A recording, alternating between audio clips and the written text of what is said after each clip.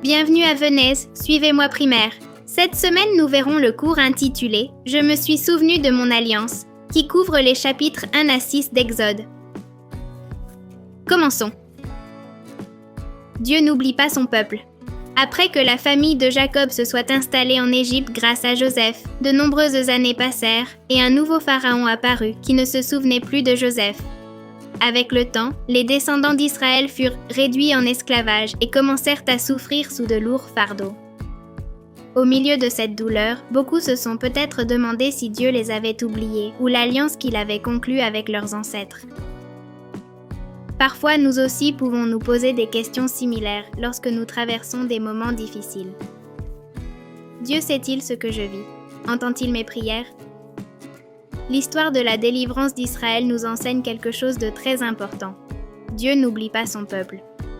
Il se souvient de ses alliances et, au bon moment, il tient ses promesses. Comme le Seigneur l'a déclaré, il tendrait son bras pour les racheter et les libérer de leur fardeau. Dans les premiers chapitres de l'Exode, on voit le peuple d'Israël vivre dans l'esclavage et la souffrance. Pendant longtemps, ils crièrent au Seigneur à l'aide, et les Écritures enseignent que Dieu entendit leurs cris, se souvint de son alliance et décida de les libérer. Cette histoire peut aussi être comparée à nos propres difficultés. Parfois, nous ressentons des fardeaux spirituels, des problèmes ou des situations qui semblent nous piéger.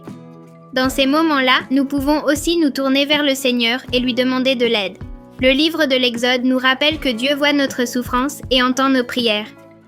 Il a promis qu'il descendrait pour délivrer son peuple et il l'a fait. De la même manière, Jésus-Christ est notre véritable libérateur.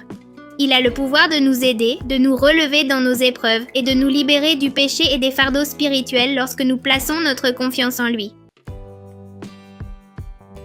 Le nouveau pharaon craignait que les Israélites deviennent trop nombreux, alors il ordonna de tuer les enfants. Parmi ces enfants, il y en eut un qui fut sauvé, Moïse. Dans Exode 1 et 2, on voit comment plusieurs femmes ont joué un rôle très important dans le plan de Dieu. Les sages-femmes hébraïques désobéirent à l'ordre du pharaon de tuer les enfants israélites parce qu'elles craignaient Dieu. Ensuite, quand Moïse naquit, sa mère le cacha pendant 3 mois pour le protéger.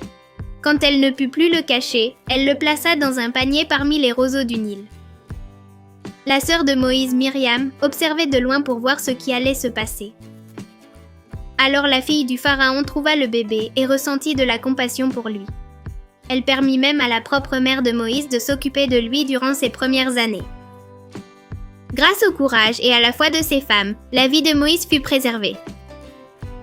Des années plus tard, Dieu l'appellerait pour libérer Israël de l'esclavage. Cette histoire nous rappelle que Dieu peut accomplir de grands desseins à travers des personnes qui choisissent simplement de faire ce qui est juste. L'histoire de Moïse nous montre aussi que l'œuvre de Dieu n'est presque jamais accomplie par une seule personne. Bien que Moïse soit le leader qui délivrerait Israël, beaucoup de personnes ont contribué à rendre cela possible. Les sages-femmes hébraïques protégeaient les bébés israélites lorsque le pharaon ordonna leur mort. La mère de Moïse le cacha pour sauver sa vie. Sa sœur Myriam veillait sur le panier dans la rivière et permit à sa propre mère de s'en occuper. Même la fille du pharaon fit preuve de compassion et décida de l'adopter. Plus tard, lorsque Moïse s'enfuit d'Égypte, il fut aidé par les filles de Jéthro qui lui offrirent refuge et soutien. Toutes ces personnes, par des actions apparemment modestes, ont aidé le plan de Dieu à avancer. Cela nous enseigne que dans l'œuvre de Dieu, chacun peut contribuer.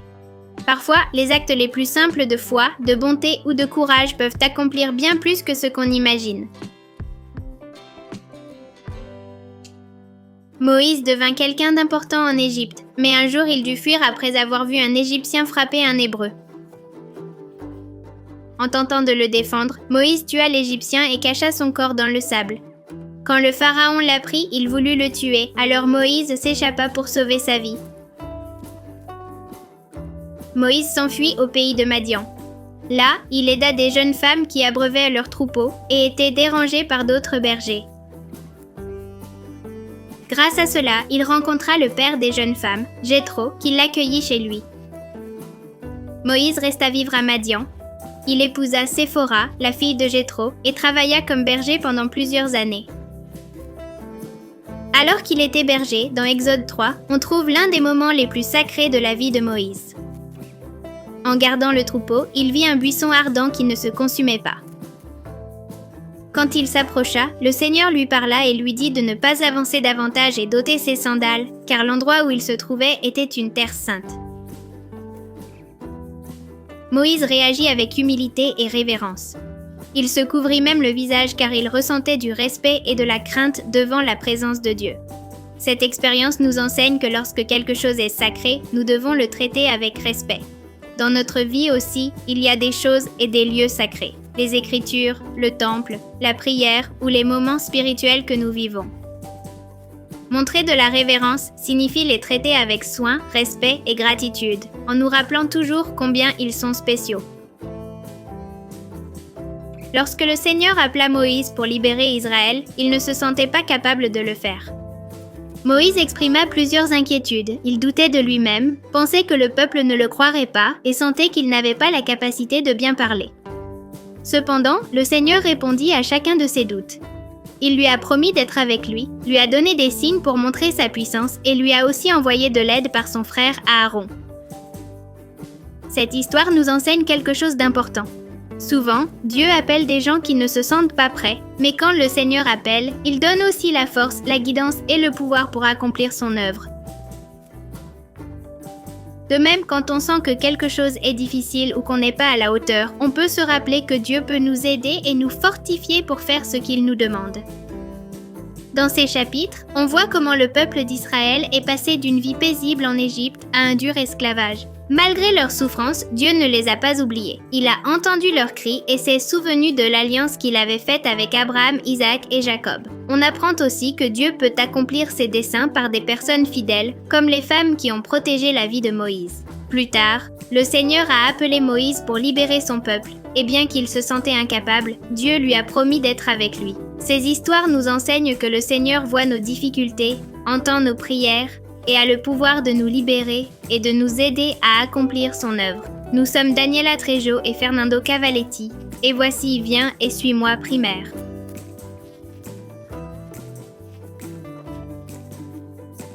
Restez pour le quiz. Cette semaine, nous découvrons l'histoire de Moïse. Testons ce que tu sais. Qu'est-il advenu du peuple d'Israël en Égypte après tant d'années? A. Ils sont devenus rois. B. Ils ont déménagé dans un autre pays. C. Ils ont été réduits en esclavage. D. Ils ont construit des temples.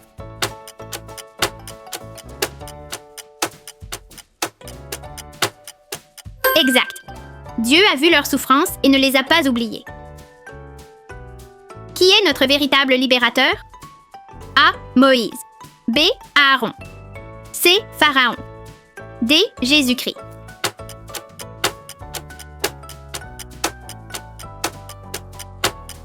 Très bien. Il a le pouvoir de nous aider et de nous libérer. Qu'a fait la mère de Moïse pour le sauver quand il était bébé? A. Elle l'a caché et mis dans un panier sur le fleuve. B. Elle l'a emmené au temple. C. Elle l'a laissé avec les soldats. D. Elle l'a envoyé dans un autre pays.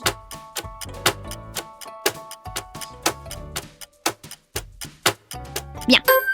Dieu peut utiliser de petits actes pour accomplir de grands desseins. Que fit Moïse en voyant le buisson ardent? A. Il l'a éteint. B. Il s'est enfui en courant. C. Il a enlevé ses chaussures car c'était une terre sainte. D. Il a appelé d'autres personnes.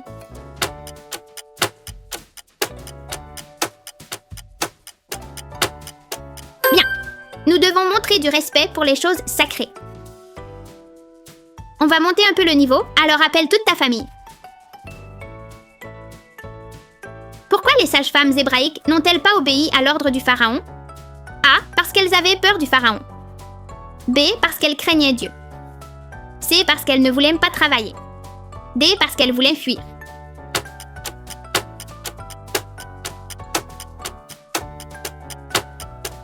Exact.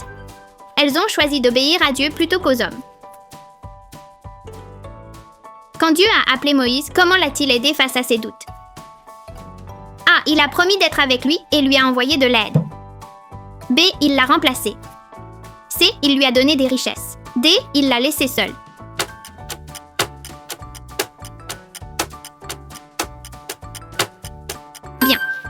Dieu fortifie ceux qui l'appellent.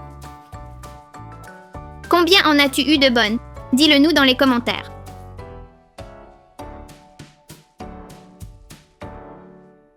Bienvenue à Viens et suis-moi primaire. C'est le moment de partager, où chaque semaine je vais vous apprendre à faire un nouveau dessin. Aujourd'hui, nous allons apprendre à dessiner Moïse. Vous aurez besoin d'une feuille blanche, d'un crayon, d'un stylo ou d'un feutre et de crayons ou feutres de couleur. Vous allez commencer par tracer un petit cercle. De chaque côté, on va mettre des petites oreilles, comme un C avec une petite ligne à l'intérieur.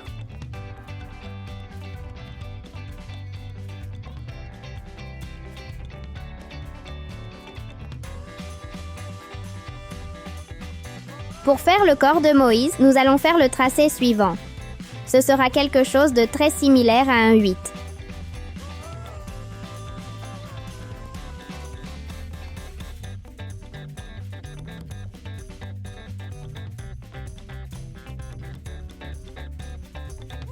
Et à l'intérieur, on va faire quelques lignes, car ce sera la couverture du bébé.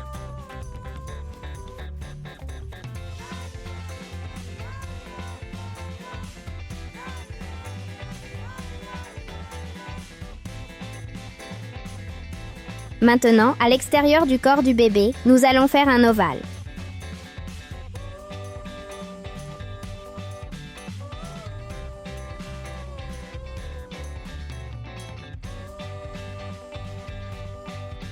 Et nous répéterons le tracé.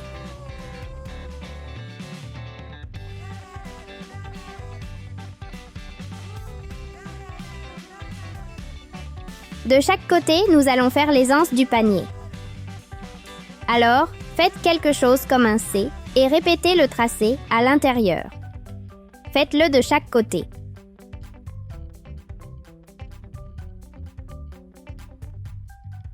Sur les dernières lignes que nous avons tracées, nous allons mettre des lignes horizontales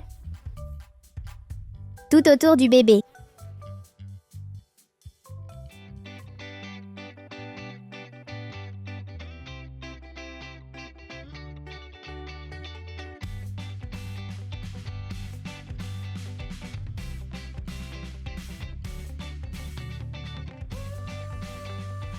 Aussi à l'intérieur des anses.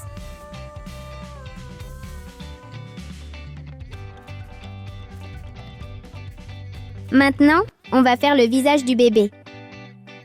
Pour son nez, on fait juste une petite courbe.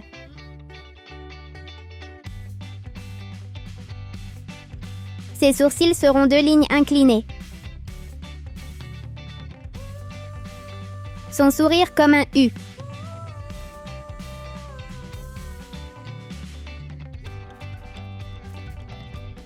Et on va faire ses yeux fermés, alors fais juste 2 petites courbes.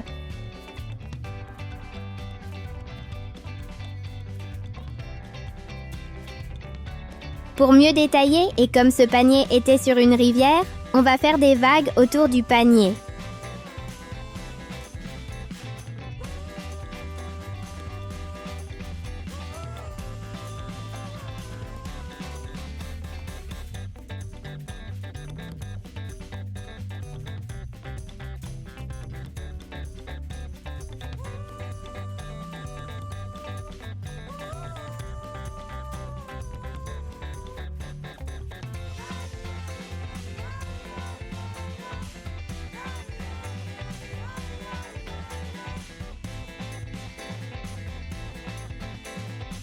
Et maintenant, tu es prêt à le remplir de couleurs.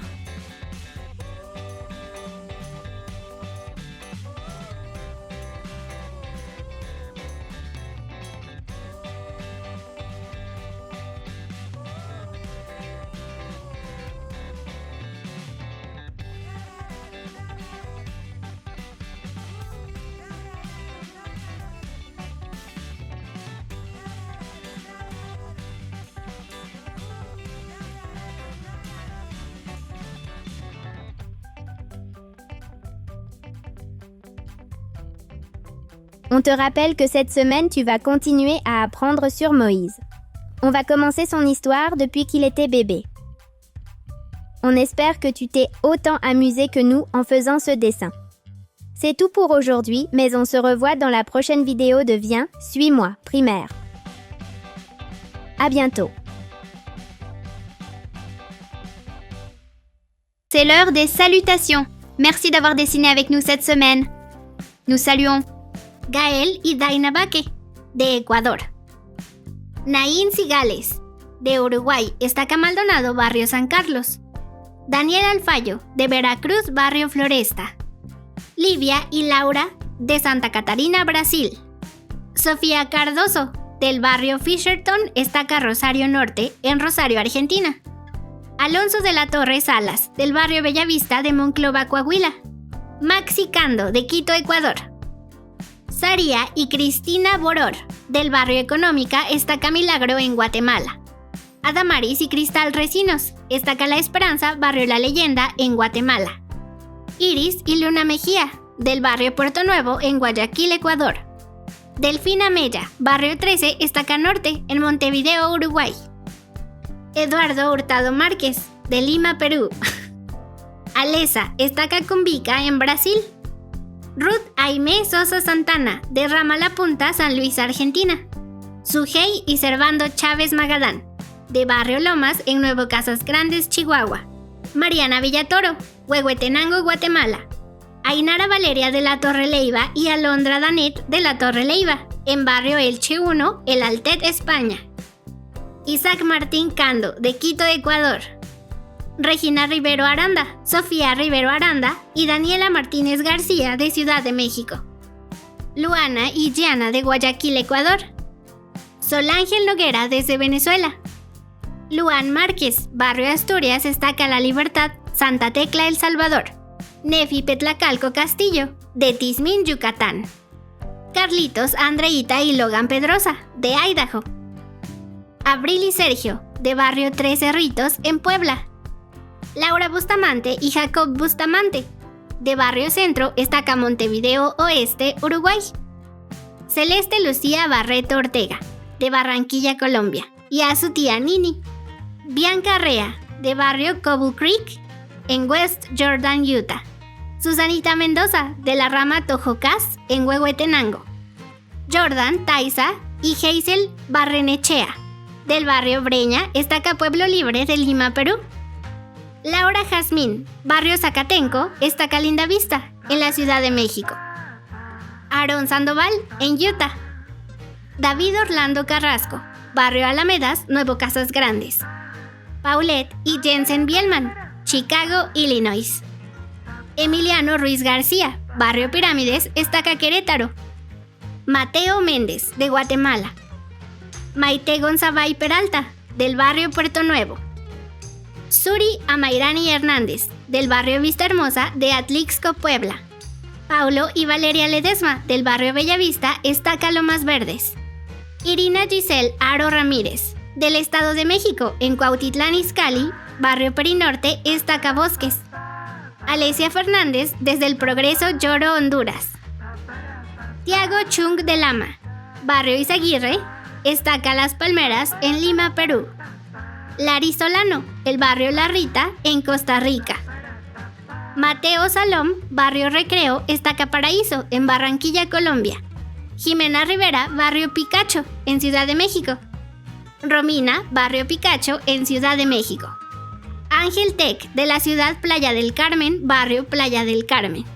Samuel y Belén Chicará, del Barrio Quetzal, Estaca Milagro, en Guatemala. Aarón Ovejero Somoza, Barrio de Aranjuez, en la Estaca Madrid Sur, en España. Ruth Aimé Sosa Santana, de Rama La Punta, San Luis, Argentina. Félix y Adriana Menocal, Estaca Managua, Barrio Bello Amanecer, en Nicaragua. Ariela Brito de Jesús, Estaca Salvador Norte. Santiago Hernández, Barrio Anenecuilco, Morelos. Arit Said y Oliver, desde la Rama Estrela, en Brasil. Lucas Ojeda, Barrio Las Avenidas, en Chile. Mateo Celaya, Estaca Medellín Norte, en Colombia. Daniel Alfayo Castañeda, del Barrio Floresta, en Veracruz, México. José Leonardo Barrio Niquia, en Medellín, Colombia. Antonio Fuero Zárate, de la Rama Huancavelica, en Perú. Alejandro Fuero Zárate, rama Huancavelica, en Perú. Lucía Vilorio, en Honduras, Tegucigalpa. Josefa Zurita, del barrio Lobo Valle, estaca Quilicura, en Santiago, Chile. Jacob y David, barrio Jardines, estaca Tizayuca, en Hidalgo. Isaí Hernández Bolio, barrio Constituyentes, estaca Veracruz Puerto, en Veracruz. Perla Arévalo, en Ecuador, barrio Sinaí, estaca Fortín. Asenet y Elam López Flores, del barrio Lerma, estaca Lerma. Juan Manuel y Ángel Isaac, de la rama Cimatlán, en estaca Oaxaca, México. Ezra Rodrigo y Paolo Emilio Vázquez Pérez, de la estaca Quetzaltenango Oeste, barrio Los Altos. Ana Julia Ruiz, desde Utah. Melissa Naomi, del barrio Corona, Saltillo, Coahuila. Caleb y Elías, de León, Guanajuato. Natasha Juárez, desde Argentina, Misiones. Yauri Romero, estaca Imbaya, barrio Imbaya. Melissa Ribeiro Ramos, distrito de Colatina, en Brasil. Pedro Alegría Moya, barrio Locañas, estaca La Florida, en Chile. Aarón Aravena, barrio Lovalle, estaca Quilicura, Santiago, Chile. Lía Martínez Hernández, estaca Navarrete, barrio Navarrete 2, en República Dominicana. Jafet y Ezra Vez, de estaca Aguascalientes Jardines, barrio Aguascalientes. Juan Emilio Mendoza, Ana Paula Mendoza y Astrid Marcela Mendoza, de la estaca Calvario, en Huehuetenango, Guatemala. Cristel Triviño, del barrio La Pradera. Diana y Juan Pablo, del barrio Fusa, desde Colombia. Austin, desde Ecuador, barrio Bolívar. Kiori, desde Colombia. Samuel Aburto Rivera, de Santiago, Chile. Mateo Sebastián y Santiago Lorenzo, desde Tumbes, Perú. Evangelina Beltrán, barrio Obelisco, estaca 33, Uruguay. Samira Disla Rosario, desde República Dominicana, barrio Salcedo. Bella Antonella Romero Cucaita, de la rama Llano Lindo, en Colombia. Liam Itisi, de la rama Bellavista, estaca Sarmiento, de Buenos Aires, Argentina. Antonella Orellana, estaca San Salvador, El Salvador. Julieta Pinochet, del barrio Mirador, en Chile. Dacia Melina, desde Aguascalientes. Sara Eridani Mejía Juárez, barrio Vista Hermosa, estaca Atlixco. Eucarli, de Venezuela. Martín Emanuel Mejía Juárez, del barrio Vista Hermosa, estaca Atlixco. Vishnu y Evelyn Patrac, del barrio Cosamaloapan, estaca Tuxtepec, en Veracruz. Mildred, Claudia y Dulce Mendoza, de Guatemala. Leilani, Gael y Neftalí, del barrio La Conquista, en Culiacán, Sinaloa.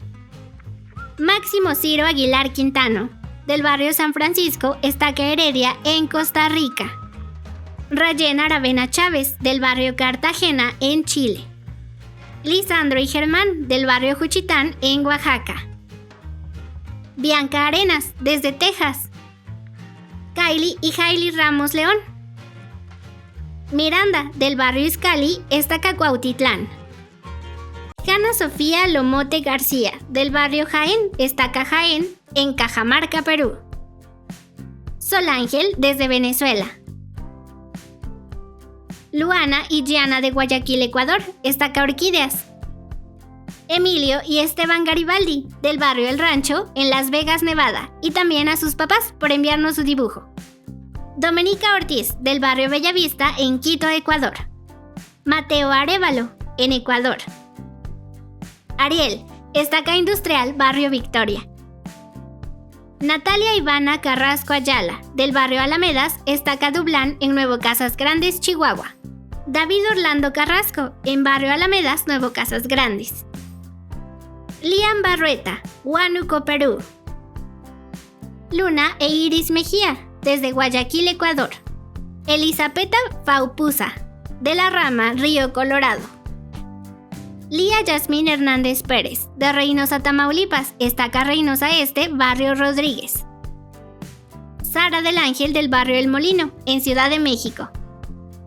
Ariel, del barrio Victoria, estaca Industrial. Bianca, desde Bolivia. Domenica Ortiz, del barrio Bellavista en Quito, Ecuador. Sofía, Dulce y Sara, desde la rama Villa Ahumada en Chihuahua. Briana Cortés, desde Argentina. Sofía Viera Carvajal, desde Santa Lucía, Uruguay. Fátima Hernández Ibarra, del barrio Hidalgo, Iztacapalmas, en Poza Rica, Veracruz. Emma Ruiz, desde Temuco, Chile. Jessie et Taisley, de Pocatello, Idaho. Nous avons adoré vos dessins cette semaine. Si le tien n'apparaît pas encore, ne désespère pas, il sera sûrement dans la prochaine vidéo. Rappel, envoie-le à sigommeprimaria@thedigmail.com. À la prochaine.